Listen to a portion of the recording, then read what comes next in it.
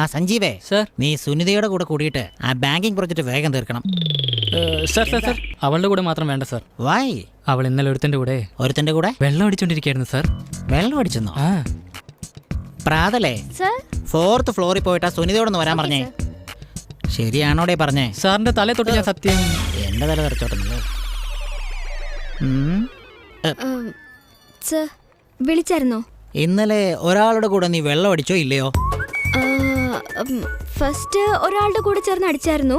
പക്ഷേ അയാൾക്ക് ശരിക്കും അടിക്കാൻ അറിയില്ല. അതുകൊണ്ട് ഞാൻ ഫോൺ ചെയ്ത് മറ്റുള്ളവരോടും കൂടി വരാൻ പറഞ്ഞു. എടി പരമദ്രോഹി. 5 പേര് വന്നിരുന്നു സർ.